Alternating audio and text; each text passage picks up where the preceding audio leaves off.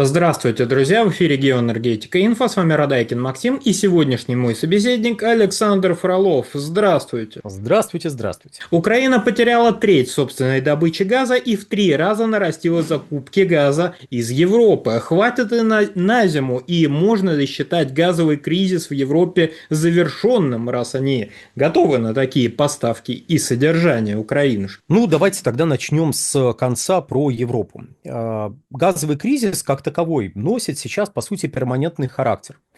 То есть это даже так, не перманентный, а хронический характер. То есть у вас, если хроническое заболевание, не дай бог, какое-то имеется, то оно может обостряться, его влияние может ослабевать, но оно так или иначе присутствует. Газовый кризис, по сути, это ситуация, при которой вы не можете рассчитывать на стопроцентное удовлетворение ваших потребностей в газе по приемлемым ценам. Эта важная оговорка означает, что чисто теоретически Европа может получить любое количество газа, который ей понадобится в данный момент времени, если она будет готова за этот газ переплачивать. Речь о том, что, в принципе, несмотря на рост предложения на мировом рынке, который наблюдался в текущем году, так, например, в Соединенных Штатах Америки где-то на 25% увеличились мощности по производству сжиженного природного газа, а это, в свою очередь, означает, что там где-то более 150, порядка 154 миллиардов кубов могут поставить на зарубежные рынки, в сжиженном виде в течение всего 2025 года. Несмотря на этот рост потенциального предложения, спрос тоже растет. А это означает, что для Европы вот этот рост предложения не гарантирует соответствующий рост поставок непосредственно в Европейский Союз. Мы, я думаю, как-нибудь отдельно поговорим про поставки газа из Соединенных Штатов в Европейский Союз в течение текущего года, а пока лишь замечу, что гарантией на данный момент является только готовность переплачивать. То есть, если Европа вдруг неожиданно начнет резко наращивать потребление газа, ей придется конкурировать с Азиатско-Тихоокеанским регионом. Мы об этом предупреждали еще в 2023 году. Мы это отмечали, соответствующие процессы в 2024 году. В начале 2025 года подобного рода процессы происходили. То есть это не нечто новое, это не нечто, что вот мы тут придумали. Более того, об этом даже европейское руководство стало где-то года с 24 говорить открыто, что такая конкуренция возможна. Стали предпринимать различного рода шаги, чтобы ограничить влияние этой конкуренции на внутренний рынок Европейского Союза, но эти шаги не возымели должного эффекта, особенно в условиях, когда вместо сокращения спроса в 2025 году, который ожидался Европейской комиссией, европейские потребители, вот такие вот они мерзавцы, восстанавливают спрос. Частично восстанавливают, да, но это все равно дополнительно где-то 13-15 миллиардов кубов, по крайней мере, по предварительным оценкам. Это рост относительно 2024 года. Соответственно, мало того, что у вас выросло предложение, но выросло потребление в Азии, куда идет газ, основная часть всего сжиженного природного газа идет в Азию, а не в Европейский Союз. Так получается. Опять же, вдруг кто-то к нам только что присоединился. Настоящий основной рынок сжиженного природного газа – это Азиатско-Тихоокеанский регион. Вдруг кому чего кажется по поводу Европейского Союза, один Китай потребляет газа сопоставимо не столько же, а сопоставимо с Европейским Союзом. То есть он сжиженного природного газа импортирует в объемах, которые, примерно как все вот страны Европейского Союза. Да, я сейчас несколько утрирую, я сейчас немножко обобщаю, но масштаб вот примерно такой. И 70% всего СПГ идет в Азиатско-Тихоокеанский регион. Вы невольно, если вы меньший рынок по объему, будете конкурировать с Азиатско-Тихоокеанским регионом, и у вас еще растет спрос. То есть, допустим, где-то на 30 миллиардов кубических метров, 35 миллиардов кубических метров вырастет, в регазифицированном виде предложение СПГ. Что ж, извините, но в Азии выросло потребление, и тут Европа тоже увеличивает потребление. И в условиях, когда у вас нет гарантии поставок, например, у вас нет должного количества газопроводов, соединяющих с Россией, и вы по каким-то причинам пытаетесь вообще прекратить покупать газ в России, значит, у вас даже если будет кризис перепроизводства, этот кризис перепроизводства в мировом масштабе в итоге все равно сменится условиями, при которых вы будете вынуждены конкурировать с Азией и ждать в любой момент скачка цен, что, собственно, уже наблюдалось в текущем году неоднократно, особенно в январе текущего года, когда мы наблюдали скачок цен на фоне прекращения транзита через Россию. Но это как бы первый момент. То есть, резюмируя вот эту часть, Европа не избавилась от газового кризиса, он перешел в хроническую стадию. В какой-то момент может быть даже очень сильное облегчение, но угроза, угроза, которая формируется из-за конкуренции с Азией, никуда не девается и в ближайшее время никуда не денется. Что касается Украины. Мы тут с коллегами по Инфотек сели посчитали, и если что, подписывайтесь на телеграм-канал Инфотек, заходите на сайт Инфотек. За первые 47 недель текущего года Украина импортировала порядка 5,9 миллиарда кубических метров. Там, если прям совсем строго говорить, то 5 миллиардов 910 миллионов кубов. Бывало, конечно, больше. Скажем, в 2021 году больше импортировали. В 2020 году больше импортировали. До этого, вообще, там по 10-12 миллиардов кубов импортировали. Тут несерьезно, около 6 миллиардов. Это ж мелочь какая-то. Проблема в том, что это мелочь примерно в 3 раза больше максимального показателя импорта, который в годовом выражении наблюдался с 2022 года включительно. То есть за прошедшие годы, с 2022 включительно, ни разу Украина не импортировала не то что такие объемы, даже ничего похожего не импортировала. А тут за 47 недель года, первых 47 недель, импортировано 5,9 миллиарда кубов. При сохранении тех темпов, которые были набраны к настоящему моменту, мы можем ожидать, что к концу года объем импорта может составить порядка 6,8, а то и 7 миллиардов кубических метров. Я напомню, что это в целом соответствует ожиданиям, которые высказывались со стороны «Нафтогаза», но превышают эти ожидания. А «Нафтогаз» предполагал, что будет 6,5 миллиардов кубов. Такой вариант, разумеется, исключать полностью мы не можем. Может быть, действительно 6,5 будет.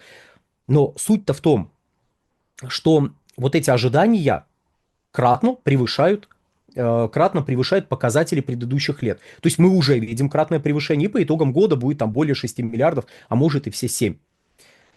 И чего? Импортируют. Мало ли, захотелось им импортировать. Может, у них потребление выросло? Нет. Потребление по имеющимся данным не выросло. С 2022 года Украина потребляет около 20 миллиардов кубов. Это примерно в 5 раз, 5,5 раз меньше, чем потреблялось в 90-м и 91-м годах. Так, для понимания общей деградации. Кто-то скажет, с тех пор-то не только сколько воды утекло, но и сколько территорий. То есть географический фактор изменился, и изменился объем потребления. Хорошо, согласен. Но проблема в том, что в 2013 году объем потребления газа на Украине был где-то 44-45 миллиардов кубов. То есть все равно меньше 100-110, которые были в начале 90-х. Чуть-чуть. При том, что географический фактор тогда вообще никак не играл. Географический фактор нельзя было приплести. А до 2022 года объемы потребления на Украине сокращались где-то до 28-32 миллиардов кубических метров. То есть мало того, что был географический фактор, был еще экономический фактор и энергетический фактор, который приводил к общему снижению спроса на энергоносители и к снижению спроса на газ в частности. Так 20 миллиардов кубов, точнее около 20 миллиардов кубов. Объем добычи на Украине при этом составлял около 19 миллиардов. Понятно, чуть больше, чуть меньше, если округлить, около 19 миллиардов. Я думаю, если я скажу 19,2, то в общей картине это ничего не изменит. Надо было 20, добывали 19. По сути, показатель 18, 19, 20 миллиардов кубов – это стандартный показатель добычи для Украины вот постсоветского образца. Где-то, даже с учетом географического фактора, умудрялись они нарастить добычу, где-то, наоборот, добыча просаживалась даже без учета географического фактора. Не суть важно. Вот 18-20 миллиардов кубов – это то, что можно было в любой год ожидать от Украины, ну, в плане объемов добычи. То есть Украина основную часть своих потребностей удовлетворяла за счет собственного производства, если брать показатели спроса с 2022 года. То есть объем импорта иногда опускался меньше 1 миллиарда кубических метров. Там где-то в 2023 году, что ли, по имеющимся данным было 2 миллиарда кубов. Но как бы не суть. Для нас важно, что большая часть потребления – это вот собственная добыча. Но потребление-то не выросло, а импорт вырос. Внимание, вопрос. Если потребление удовлетворяется за счет собственной добычи и импорта, при этом мы точно знаем, что потребление как было X, так X и осталось. А объем импорта вырос. Какой показатель должен был измениться в меньшую сторону, чтобы объем потребления, ну, остался на прежнем уровне? Вот при этом простом математическом действии. Добыча плюс импорт равно потребление. Довольно очевидно. Должна была измениться добыча. И тут мы приходим вот к какому соображению. Соображению, в общем-то, довольно, опять же, очевидному, но почему-то никто, ну, по крайней мере, я вот не видел, чтобы кто-то пытался посидеть и посчитать, а сколько же там, получается, на Украине добывают.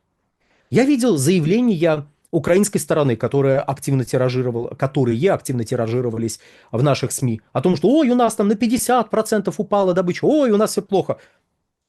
Берем объем потребления, вычитаем объем импорта, получаем объем добычи.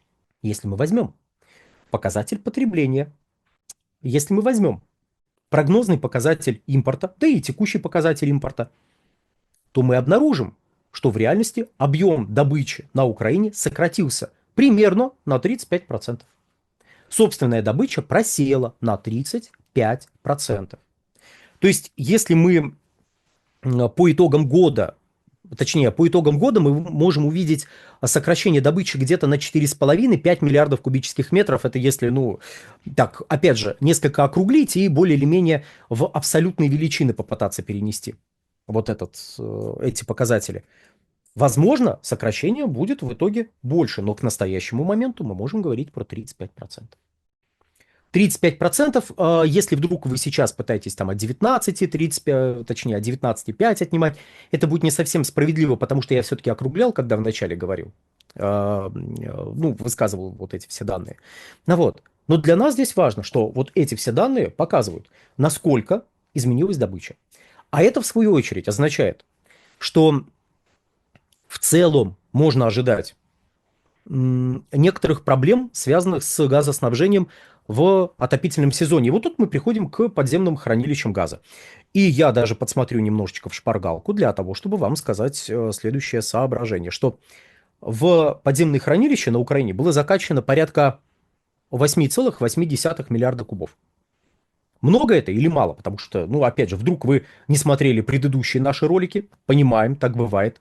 Подписывайтесь на этот канал, чтобы смотреть все ролики, они искрометны. Так вот, 8,8 миллиарда кубов – это больше, чем в прошлом году. Примерно на 300 миллионов. В прошлом году было где-то 8,5, в этом году примерно 8,8, ну вот 0,3 миллиарда кубов разница. Ну или 300 миллионов, если в миллионах говорить. Тут какая проблема? Точнее, есть ли тут какая-то проблема?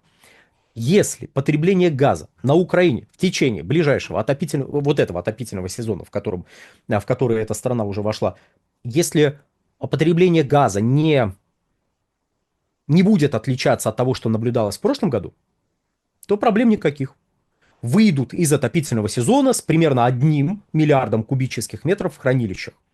Почему так? Потому что предыдущий отопительный сезон закончили с объемом около 700 миллионов. Александр, большое спасибо за комментарий, друзья. Подписывайтесь на телеграм-канал Геоэнергетика Инфо. Подписывайтесь на телеграм-канал.